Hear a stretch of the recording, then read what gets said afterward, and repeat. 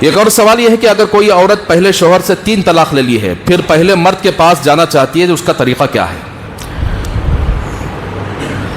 دیکھیے، قرآن مجید میں اللہ نے سورہ بقرہ کے اندر فرمایا الطلاق مرتان فإمساک بمعروف او تسریح بإحسان.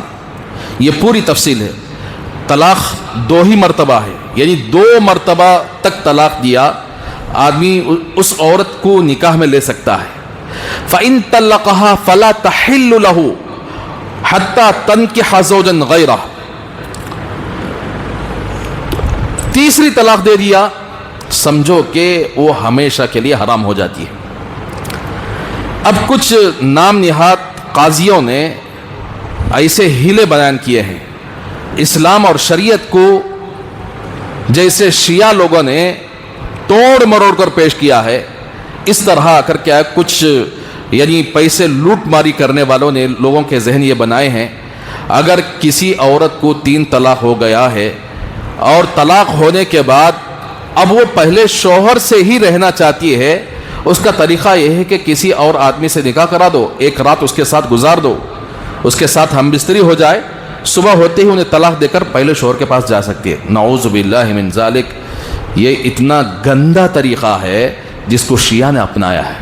شیعہ کے پاس نکاح متاع ہے. نکاح متاع بولے تو 1 دن کے لیے نکاح کر لیا، 2 دن کے لیے نکاح کر لیا، 3 دن کے لیے نکاح کر لیا. تو اس طرح کی سوچ رکھنے والے سب سے پہلے قرآن اور حدیث کو کھنگالیں. کیا کہتا ہے قرآن و حدیث؟ کیا نکاح یہ مذاق سمجھے ہوئے؟ 3 مرتبہ طلاق ہو گئی ہے، وہ ہمیشہ کے لیے پہلے شوہر کے لیے حرام ہو جاتی ہے. جب کسی اور آدمی سے نکاح ہوا اور وہ آدمی مر جائے تو اب پہلے شوہر اس کے لیے حلال ہوگا. 1 رات کے لیے نکاح کر دیا، ہم بستری کر، صبح اٹھتے ہی طلاق دے دیا. یہ اسلام کا کے اندر تصور. اسی بات کو میڈیا اٹھائے تھے. یہ 3 طلاق کی جو بل لائے تھے نا، یہ اس کے بارے میں اس طرح گندے تصورات اسلام کے سلسلے میں میڈیا میں پھیلائے گئے. نعوذ باللہ من ذالک. حالانکہ اسلام بالکل پاکیزہ مذہب ہے.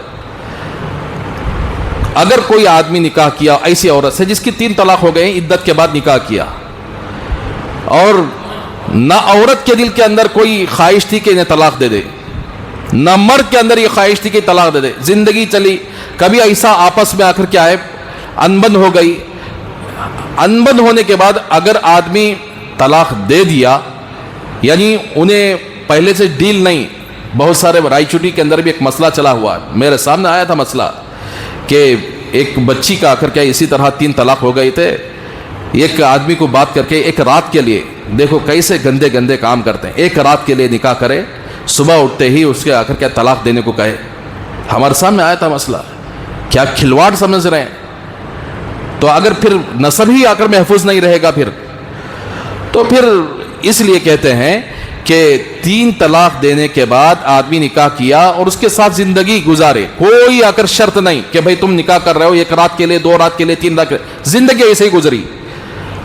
خدا نہ خواستہ یہ زندگی آگے جانے کے بعد کڑوی بن گئی، آپس میں انبن ہو گئی، اب انہیں طلاق دے دیا، تو اب عورت کو اختیار ہے کہ پہلے شوہر سے نکاح کر سکتی ہے.